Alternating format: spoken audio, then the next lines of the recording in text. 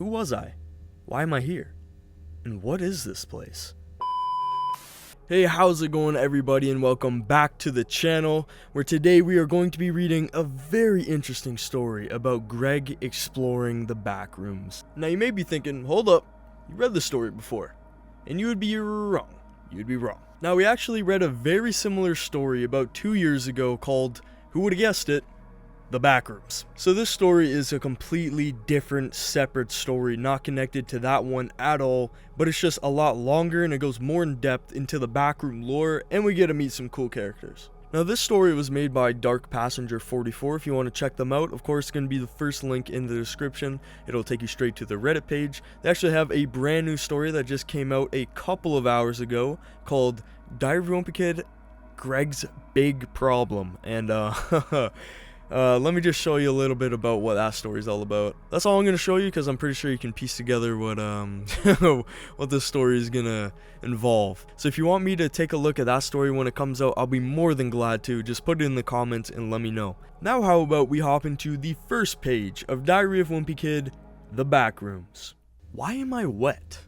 I leapt from the carpeted floor onto my feet, and I realized that it was the carpet that was wet. That was weird.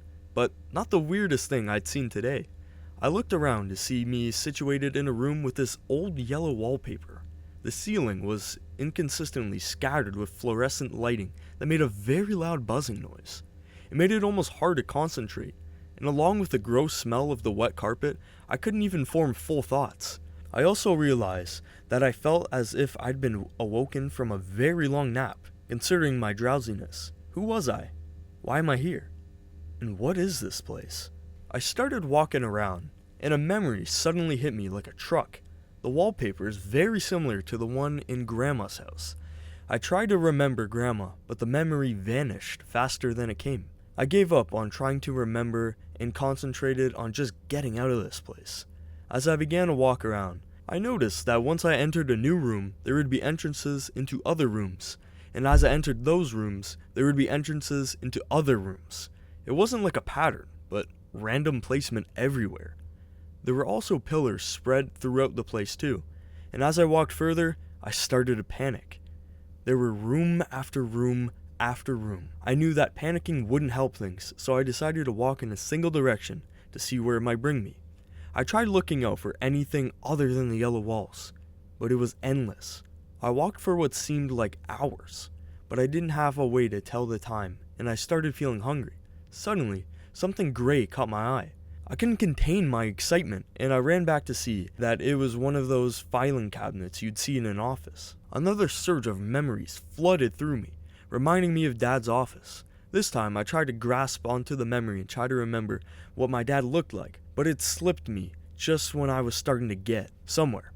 I let it go and I searched through the cabinets. The only thing I found were 2 bottles of this drink called almond water.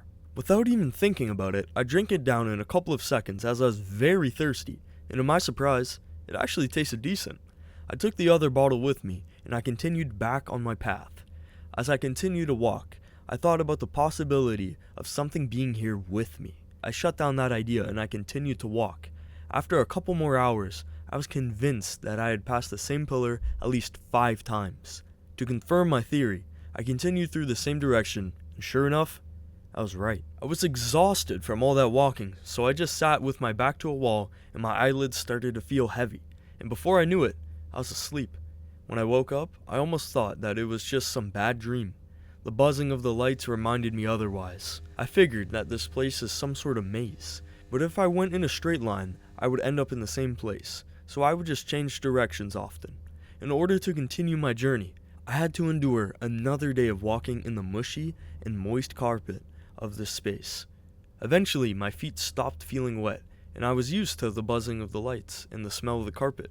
To the person who might have put me in here, I just want you to know that this isn't funny. Since I was able to block out the distractions around me, I tried to remember more about myself. I remember that my name is Greg Heffley, and though it wasn't much, it was still a huge step in figuring out who I am. Suddenly, an object along the ceiling caught my eye. It was a thin pipe that stretched across the room. I decided that it was best if I followed it, so I did. As I continued to follow it, the walls began to gradually turn more dull in color. It's not like the wallpaper is disappearing, but as if it was changing materials. Just then, a black object went in and out of my field of view. I don't know if I was hallucinating, but I didn't want to have an encounter with whatever it was, so I was on the lookout. After following the pipe for a while, with my senses being on an all-time high, I wasn't surprised that I collapsed onto the floor in exhaustion. Once I woke up, I became a little careless and I turned some corners without peeking.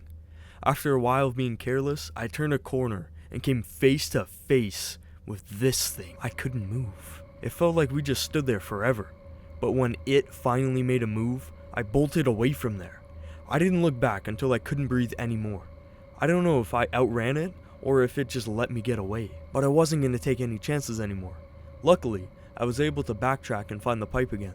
As I kept walking, I couldn't shake that feeling that it or something else was following me. After every few steps, I'd look back to see nothing.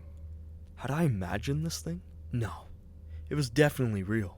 I'd felt the atmosphere around me change when near it. I don't think that I'm going insane. At least, I don't feel like I am. So far, I think I had been here for 2 days at least, since I've fallen asleep twice. I've also been trying to remember more about myself, still with no luck.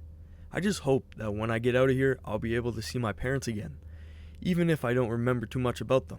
For now, I'm gonna try to get some sleep before the final stretch to the exit. Day 3.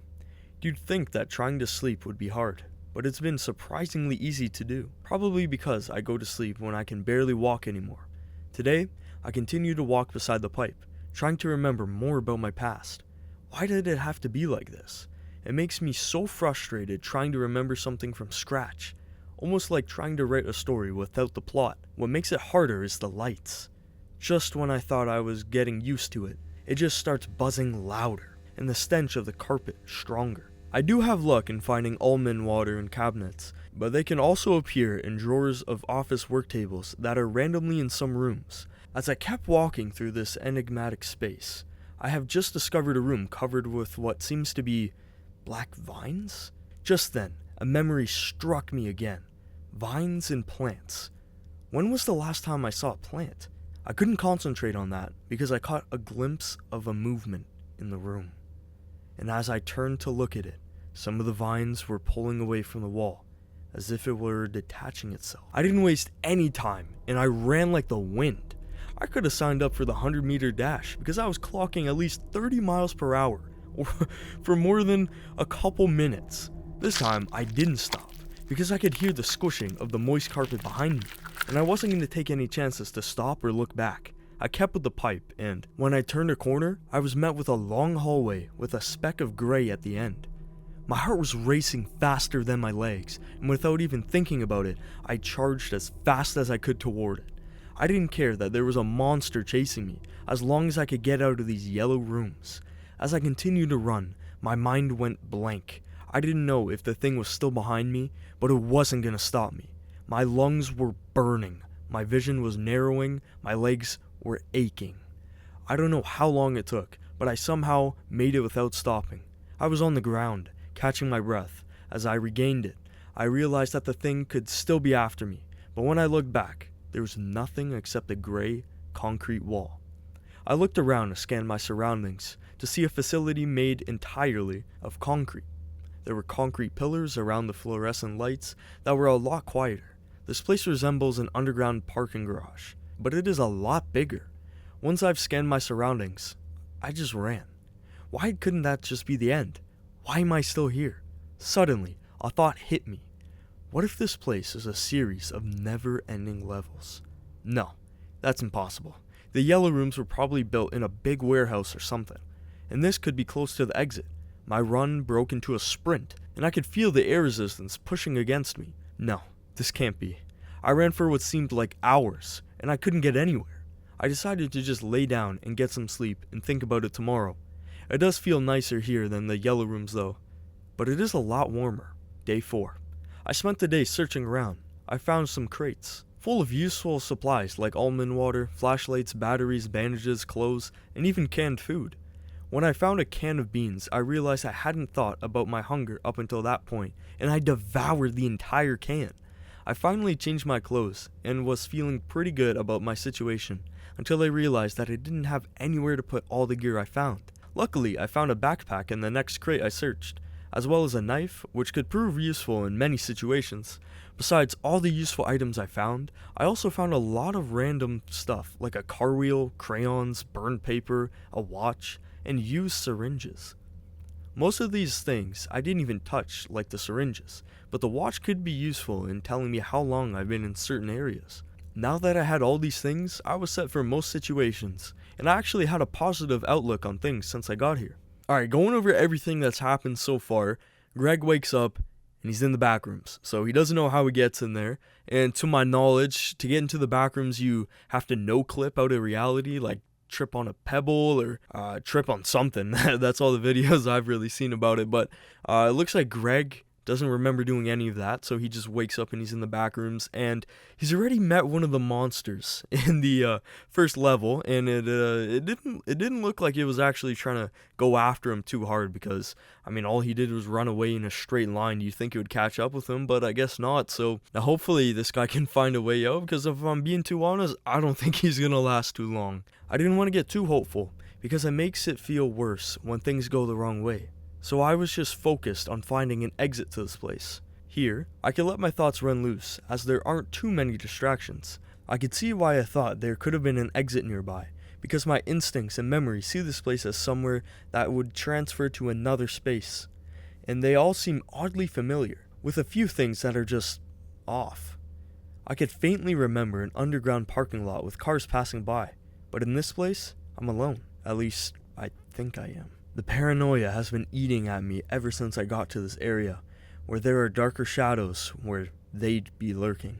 And it's not just affecting me mentally, but it's been slowing me down a lot as well. I don't think that the creatures from the yellow room could be here, because this place seems a lot cleaner, but there could exist another threat. I found a crate with a sleeping bag, and after several hours of walking, I'm done for the day. Day 5. I remember a dream from last night about an empty school.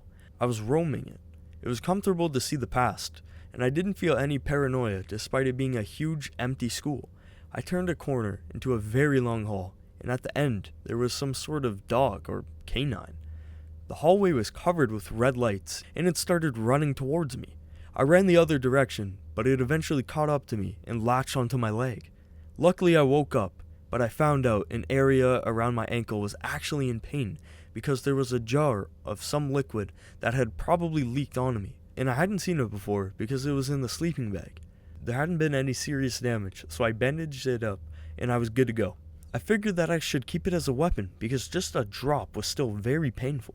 I didn't feel like going back to sleep because I didn't want to have that dream again, so I started walking. This time, I was less paranoid, and I actually realized how much better this place was compared to the yellow rooms.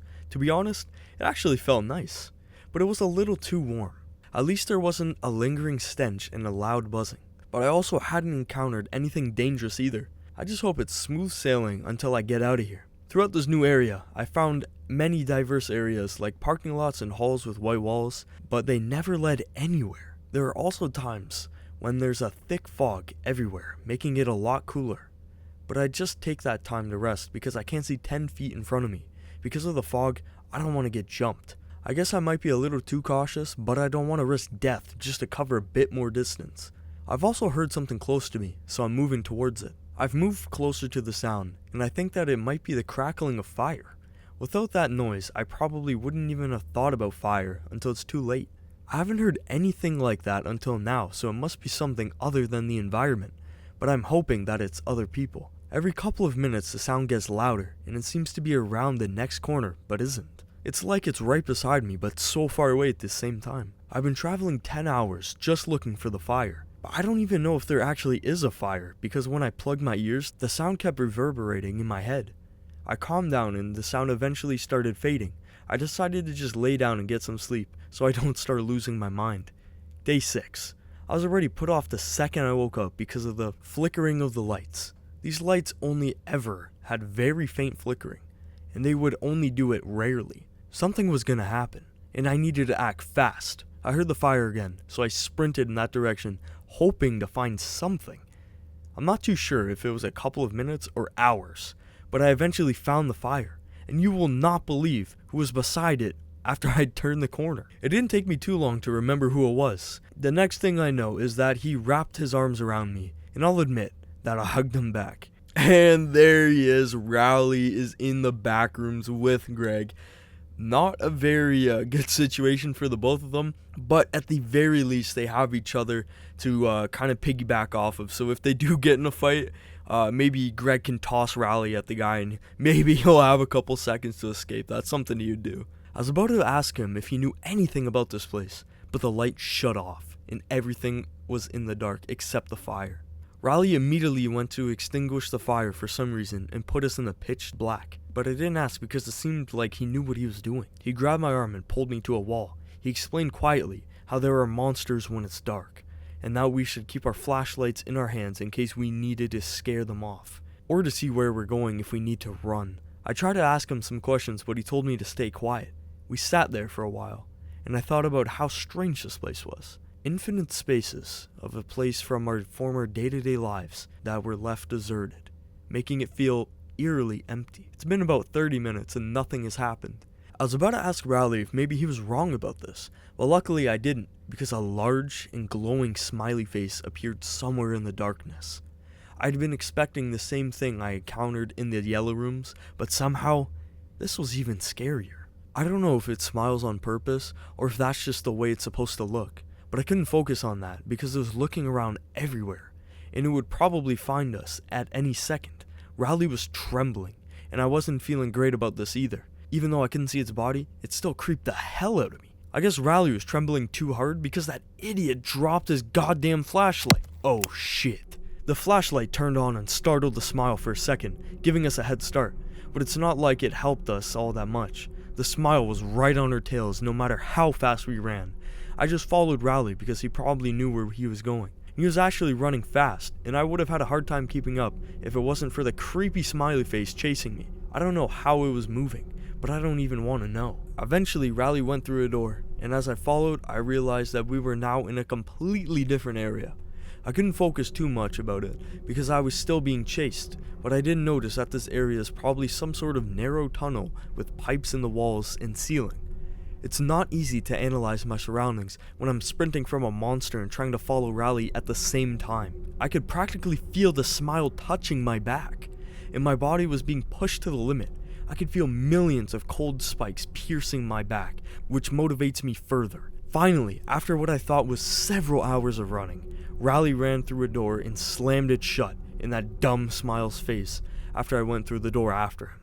I put my hands on my knees and tried to catch my breath.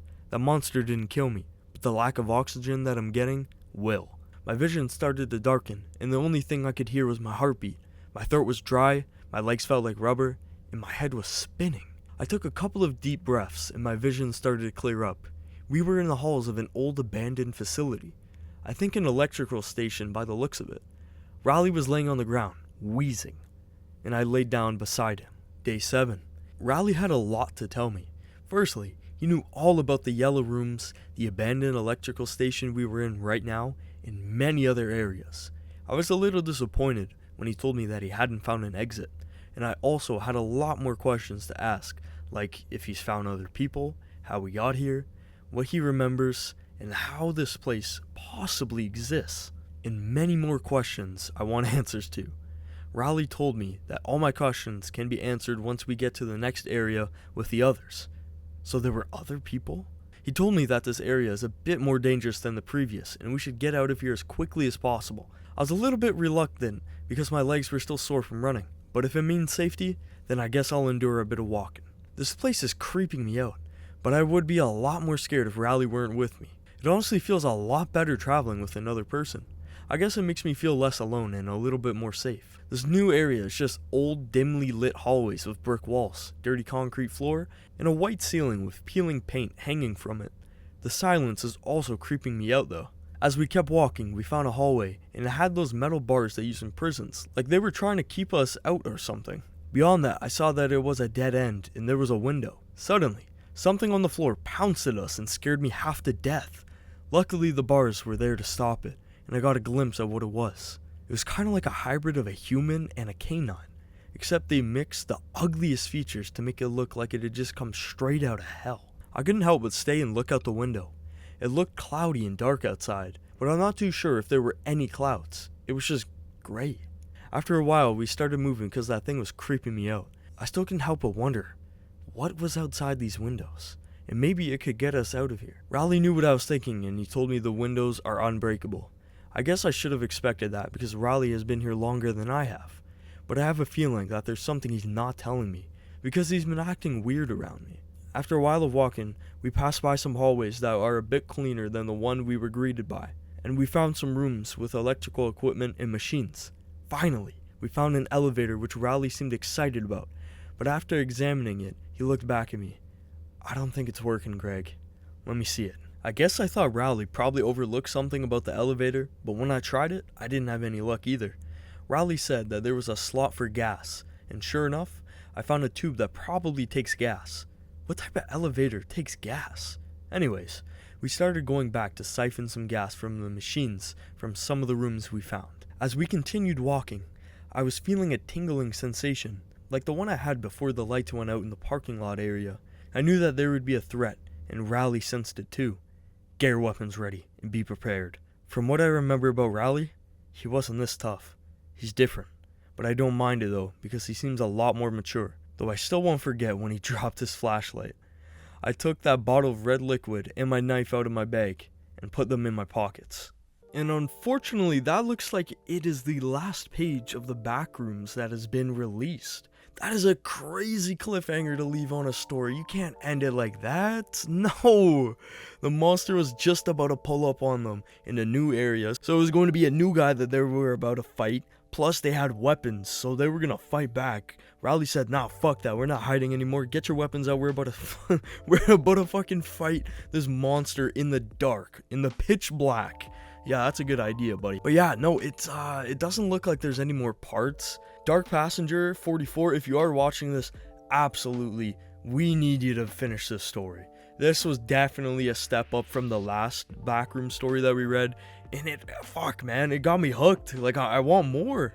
Like, this was so well written. I like the original pictures that were drawn as well. And shit, I'm actually invested in this story. Damn. I'm definitely going to check out some of the other stories that they've made. Like this one right here, Diary of a Wimpy Kid, It's You or Nothing. That one kind of reminds me of the You TV show, which is probably what they were going for. But I believe this one's completely wrapped up, so if you guys want me to read this one, put it in the comments and I'll get working on that as soon as possible. But I'm hoping everybody enjoyed Greg and the Backrooms, the definitive version, I'm gonna call it, even though it ended on a crazy cliffhanger. A crazy cliffhanger. They were about to scrap some random monster in the pitch black. You already know that would have went crazy, but oh man, hopefully Dark Passenger 44, you see this and you complete it. I really want to see how that story's gonna end. But again, I hope you guys enjoyed. If you did, of course, make sure to leave a like and subscribe to the channel. It really helps me out.